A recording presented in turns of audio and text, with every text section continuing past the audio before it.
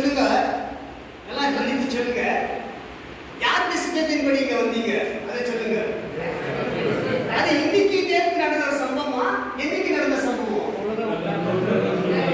உலக தோற்றத்துக்கு முன்பாக. எங்க நம்ம உலகம் தோற்றம் எங்க இருக்குது? இயேசு கிறிஸ்து வந்து 2000 வருஷம் தாண்டி போயிடுச்சு. அதுக்கு மேல ஒரு 2000 வருஷம், அது எவ்வளவு வருஷத்தை தாண்டி போயிடுச்சு. அதுக்கு முன்பாக உலகமே இல்லாதவங்க நம்மளை தெரிஞ்சுக்கொண்டு இந்த இடத்துல வந்து அமர வச்சிருக்க. நீங்க வந்து இன்னைக்கு ஒண்ணு வரல, வேதத்தின்படி நீங்க வந்து இன்னைக்கு உட்காரல, இன்னைக்கு வந்து வேத வசனத்தை நீங்க கேட்கல. தேவன் சொல்லுகிறார், உலக தோற்றத்துக்கு முன்பாகவே நம்மை தெரிந்து கொண்டார். ஹல்லேலூயா.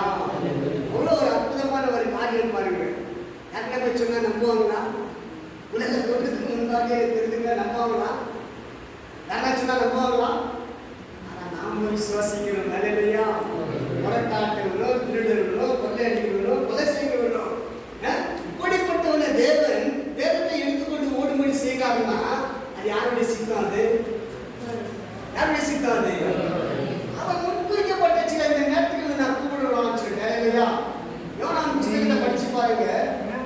யோனாவின் புஸ்தகத்தை படிச்சு பாருங்க. யோனா 1:9 வாசித்து பாருங்க. யோனா 1:9 வாசித்து பாருங்களேன். நான் வாசிங்க. பழைய ஏற்பாடு யோனாவின் புஸ்தகம் 1:9. அவர் எவ்வளவு அழகா தேவனை குறிச்சு பேசுறாரு பாருங்க. நீங்களும் நாங்கள் அப்படிதாங்க பேசணும். ஹல்லேலூயா. 9. சரி, நானே வாசிச்சு. நான் எதிரேயன் வானத்தையும் பூமியும் உண்டாக்கிய தேவனிடத்தில். ஆமாமா. அதற்காக நான் எதிரேயன் சமுத்திரத்தையும் பூமியையும் உண்டாக்கின பரலோகத்தின் தேவனாகிய கர்த்தரிடத்தில் பயபக்தி உள்ளவன் என்றார். எல்லா மனுஷனுக்கு சொல்லணும். எல்லா மனுஷனுக்கு இந்த காலம் இருக்காது. காலம் வைக்கிறாங்க என்னன்னு தெரியல. இந்த காலத்தை தூக்கி விட்டு சொன்னோமா? எப்படி சொன்னோம்? நான் எதிரேயன் எப்படி சொன்னோம்? நான் எதிரேயன் என்றால் ஆண்டவருடைய பிள்ளைங்க.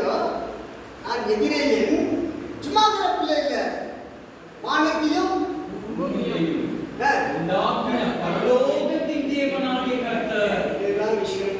சும்மா ஆட்கள் நம்ம போயிட்டு பிச்சைக்காரங்க போயிட்டு நம்ம கை கொடுத்தீங்க இல்லை. வானத்தையும் பூமியும் அதுல சகலத்தையும் உண்டாக்கின தேவனிடத்தில் பயபக்தி உள்ளதாக தான் இங்க வந்து நம்ம உட்கார்ந்து இருக்கிறோம். இல்லையா? மலைக்கு போறோம், அவங்க சொல்றான் மலையில போகும்போது அவங்க பாட்டு பாடுறோம், அழகா பாட்டு பாடுறோம். சொல்றதெல்லாம் கவனிக்கிறோம், கேட்டுக்கிறீங்க. பழைய பாடல் மருத மலைக்கு நீங்க வந்து பாருங்க. கேட்கிறீங்களா? கேட்கிறீங்களா? மருத மலைக்கு நீங்க வந்து பாருங்க. நாங்க பாடுறோம், இயேசு தேவனோடு மனம் விட்டு பேசி பாருங்க. அவன் வேற மாதிரி பாடிக்கிறோம். புரியுதா? தீராத வினையெல்லாம் தீண்டு போதுங்க. தீராத வினையெல்லாம் தீண்டு போதுங்க. சத்தியமா சொல்லுகிறேன், தீராத வினையெல்லாம் தீண்டு போதுங்க. ஐய தீராவிட்டால் வந்து என்ன கேளுங்க. ஐய தீராவிட்டால் வந்து யாரை கேட்கணுமா? அவன் வந்து சொல்லுகிறான், நான் எப்படி சொல்லுகிறேன்? அவன் ஏதோ ஒரு கல்லை பார்த்து சொல்லுகிறான். நான் வானத்தை பூமியை சகலத்தை உண்டாக்கின தேவனை பார்த்து சொல்லுகிறேன். உங்களுக்கு என்ன பிரச்சனை இருந்தாலும் யார்கிட்ட வந்து பார்க்கணுமா? யாரை பார்க்கணுமா? கர்த்தரிடத்தில் வருந்தால் நிச்சயமாக உங்களை விடுதலையா. என்ன பிரச்சனை இருந்தாலும் அதான் தெளிவா சொல்றான். உலகத்தான் அவன் சொல்றான், தீராத வினைகள்லாம் அப்படி தீரலாம் வந்து என்ன கேள்வின்னு சொல்றாங்க. ரொம்ப ஒரு தெளிவான ஒரு புத்தியை வச்சு சொல்லுகிறாங்க. நாம சொல்லுவோம், கல்வாரி மலைக்கு நீங்க வந்து பாருங்க. கொஞ்ச நாள்ல நம்ம சீன் மலைக்கு போகிறோம். ஞாபகம் வச்சுக்கிறீங்க. நீங்க கரெக்டா பேர் எல்லாம் புதுக்கிற டேட் ரொம்ப ஆயிடுச்சு. சியோன் மலைக்கு நாங்க போறங்க. வந்து பாக்குறீங்களா? அங்க வந்து பாருங்க. தீராத வினைகள்லாம் கண்டிப்பா தீர்ந்துன்னு சொல்றாங்க. அங்க போனாக்கா சொல்றாங்கப்பா, நாம சொல்ல பாட்டுல சொல்றாங்க, படத்துல சொல்றாங்க. தீராத வினைகள்லாம் தீர்ந்து போதுங்க. கேஸ் இருந்துச்சுன்னா கல்யாணம் ஆகாத பசங்க இருந்தா, படியாதவங்க இருந்தா, என்ன பிரச்சனைலாம் வாங்க, அங்க தீர்ந்து போகுதுங்க. ஹalleluya. கல்வாரி மலைக்கு நீங்க வந்து பாருங்க, இயேசு தேவனோடு மனம் விட்டு பேசி பாருங்க, தீராத வினையெல்லாம் தீர்ந்து போகுதுங்க. தீராத வினையெல்லாம் தீர்ந்து போகுதுங்க. அப்படி தீரலாம் வந்து என்ன கேளுங்க, ரவி ஜோஷாவை கேளுங்க. ஹalleluya. பாருங்க, கர்த்தர் நம்மோட கூட இருக்கும்போது யாரும் ஒன்றும் பண்ண முடியாது. ஹalleluya. இந்த வசனத்தெல்லாம் நீங்க டிப் பண்ணி வச்சு உள்ளத்துல எழுதி வைங்க. நான் எபிரேயன், வானத்தையும் பூமியும் சகலத்தையும் உண்டாக்கின தேவனிடத்தில் பயபக்தி உள்ளவர். சும்மா இருக்கிறவங்கெல்லாம் வந்து காலில் விழுல, பிச்சைக்கட்டெல்லாம் காலில் விழுல. வானத்தையும் பூமியும் சகலத்தையும் உண்டாக்கின தேவனிடத்தில் தான் நம்ம ஆராதிக்க வந்திருக்கிறோம். ஹalleluya.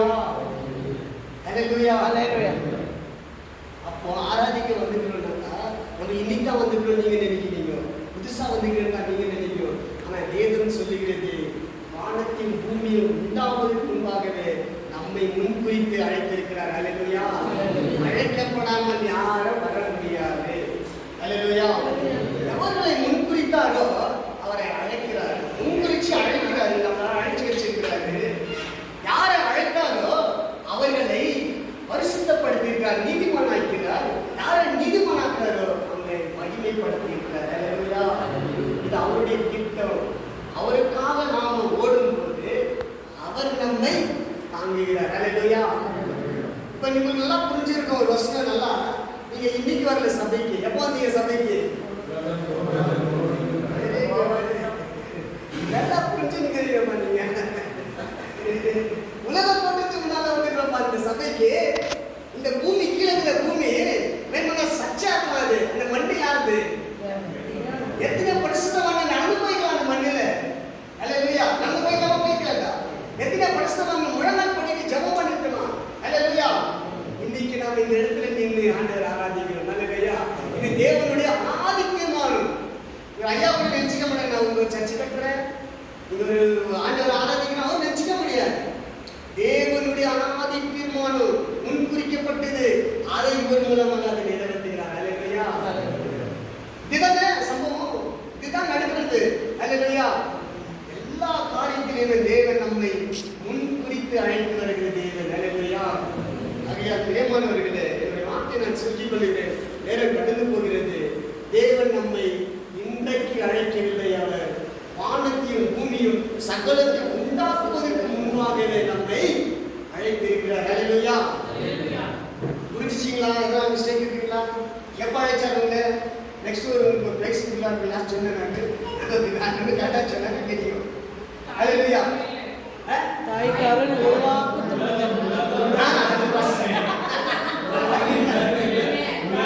சொன்னா நான் எப்படிப்பா தாய்க்காரன் உருவாக்கத்து மினி முன்னாடி உலகம் உலகம்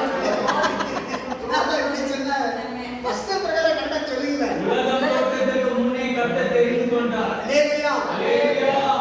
புரிஞ்சுங்களா? அவரையும் பிரசங்கிக்கிறார் பாருங்க. உலக தோற்றத்துக்கு முன்பாக என்னையும் முன்னையும் தெரிந்து கொண்டார். ஹalleluya. இரண்டாவது தாயின் கருவில் உருவானது முதல். ஹalleluya.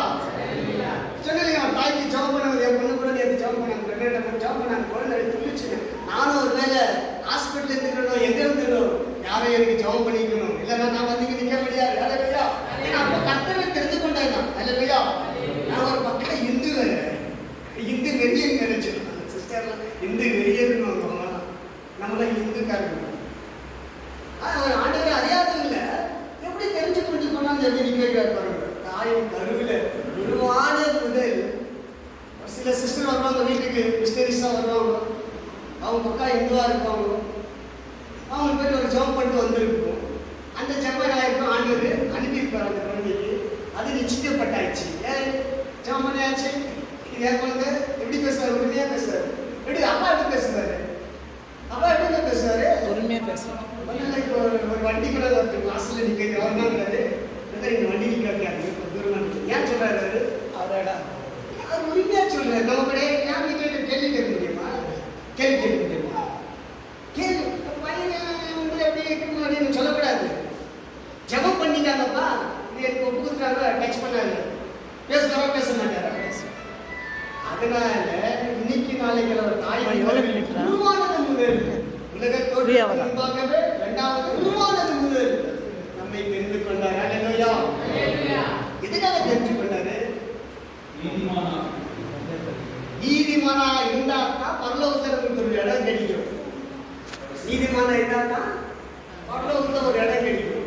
நீதிமான இல்லைனாக்கா ஆக்டிங் பண்ணியிருந்தாக்கா அது கூட கிடைக்காத பரலோகத்துல கிடைக்காது இல்லையா?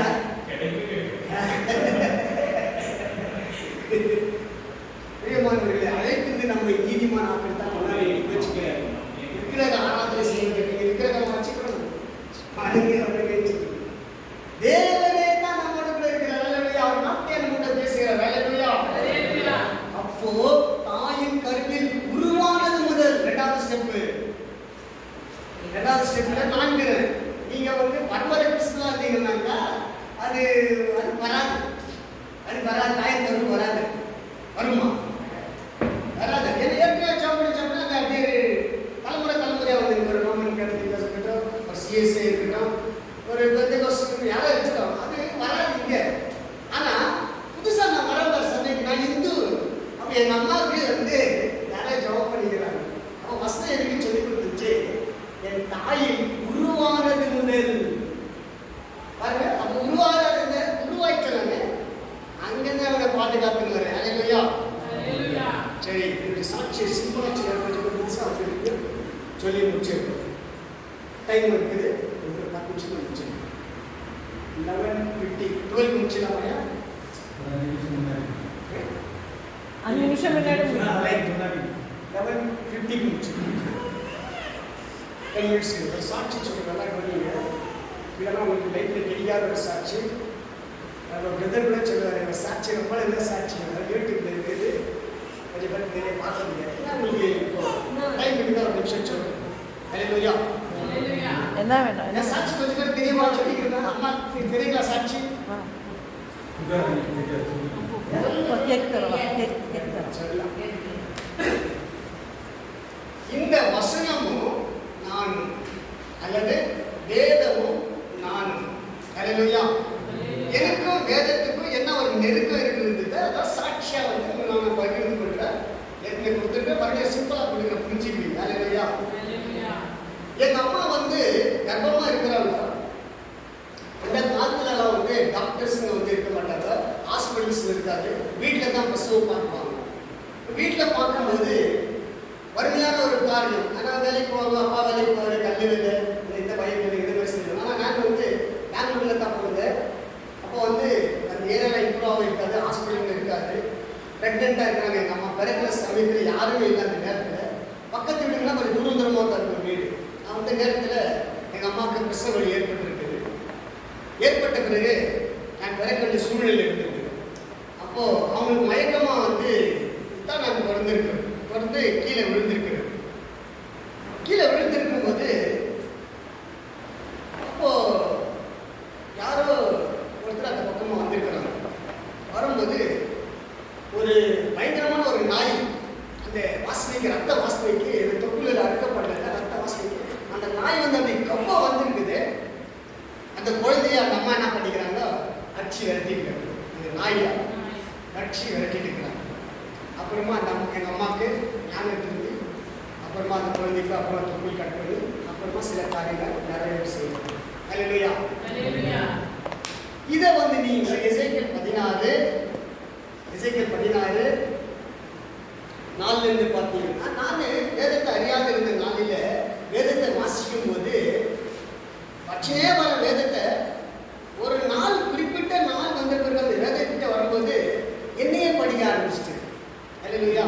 இது எப்படி நான் கண்டுபிடிச்சேன்னா, அந்த நாயை விரட்டலாம் பாரு அந்த அம்மா, அவங்க இறந்துட்டாங்க. இப்போ அவங்க சொல்லினே இருப்பாங்க என்கிட்ட, நீ நாயின் வாய்க்கு நான் உன்னை தப்பிவிட்டேன்னு சொல்லுவாங்க. அடிக்கடிக்கு என்ன சொல்லுவாங்க,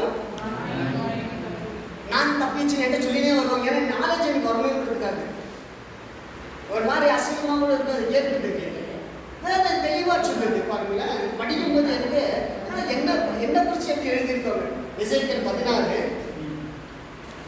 உன் பிறப்பின் வர்த்தமானம் என்ன வந்து அதில் அந்த படிக்கும்போது, உன் பிறப்பின் வர்த்தமானம் என்னவென்றால், நீ பிறந்த நாளிலே உன் தொப்புள் அறுக்கப்படவில்லை, நீ சுத்த தண்ணீரால் குளிப்பாட்டவும் இல்லை. ஆமென். உப்பால் சுத்திகரிக்கவும் படவில்லை. ஆமென். துணிகளால் சுற்றப்படவும் இல்லை. ஆமென். உனக்காக பரிதபித்து இவைகளில் ஒன்றாகிலும் உனக்கு செய்ய ஒருவனும் ஒரு கண்ணும் உன் பேரில் இரக்கமாய் இருந்ததும் இல்லை.